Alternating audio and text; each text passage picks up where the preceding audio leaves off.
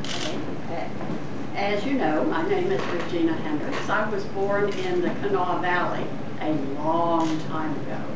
That's near Charleston, West Virginia. And I'm on the board of the Ohio Valley Environmental Coalition. And OVEC is supporting Appalachia Rising because our members want to carry the word to our president and our lawmakers that we will do anything possible to stop the obliteration of the communities and the obliteration of the history and the culture of southern West Virginia. Communities such as Blair, Lindytown, Hayford, I could name many others, have been systematically depopulated and completely wiped off the map. And I want to see that stop. Family cemeteries have been blasted away. The coal barons have a foolproof routine. The loggers come on to the cemetery and cut the trees. Oh, knows the routine. And then they run their skidders over the cemetery. And they knock the gravestones down. And they either roll them under later on, or they push them off to the side. So when they get to that point, nobody can prove who is buried where. And by that time, they usually mine all around the cemetery. So you've got the family standing outside the gate, can't get in, and great-grandma is being blasted away and made part of a high wall. Now you might ask if we have laws to prevent this, and we do. But what West Virginia sheriff is going to enforce those laws if it means standing up to the coal companies? As Diane Beatty, OVEC's founder, says, in the coal fields, even the dead can't rest in peace. This hurts and angers me because I, like most other Appalachians, have an abiding love for the land where I was born and grew up. When I first entered the workaday world in the mid-50s, there were very few job opportunities in Charleston, West Virginia, or in any part of West Virginia, unless you wanted to be a coal miner. So I began my 43-year economic exile right here in Washington, always with the intent of returning home. And actually, a big part of my exile was spent here in this area. 415 2nd Street Northeast is one place. After I retired and returned to West Virginia in 1998, I thought nothing much had changed, except that I noticed the economy was much more distressed and the population was much smaller than when I had left in the 50s. Then I began to look around for the reason.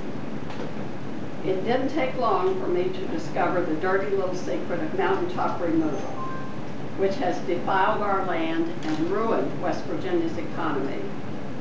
I've been an activist ever since, and I won't stop until mountaintop removal stops. Thank you. Thanks, Regina. Our next speaker will be Mickey McCoy of the Kentuckians for the Commonwealth.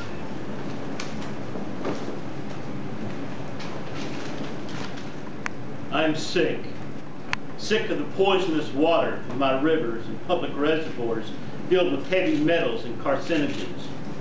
Sick of the clear-cutting of forests and the burying of streams.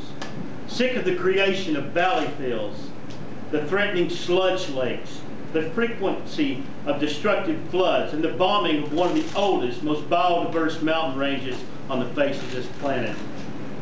I'm tired of my land, my people, my culture being destroyed, being sacrificed, used and abused by an outlaw industry and its stockholders to satisfy personal greed, while having the audacity to claim that their plundering will bring a lasting prosperity for the future in this land upon which they prey. I am mad that elected officials of the states and nation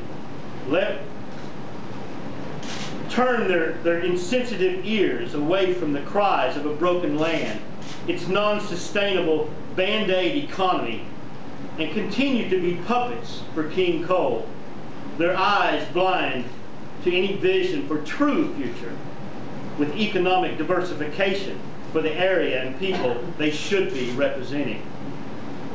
Yes, I'm sick and tired and mad as hell. So I join my brothers and sisters, my comrades, in announcing no more blowing our mountains to smithereens which produce boom to bust economies for Appalachia. We call for an end to this ungodly practice of mountaintop removal and the environmental terrorism that has for too long been launched upon our land. No more. We refuse to be a forgotten people in a forgotten land. Today, let the word go out. We announce our rising and invite the nation with us in demanding an end to mountaintop removal. Mr. President, we come to your home to demand that you give our home back.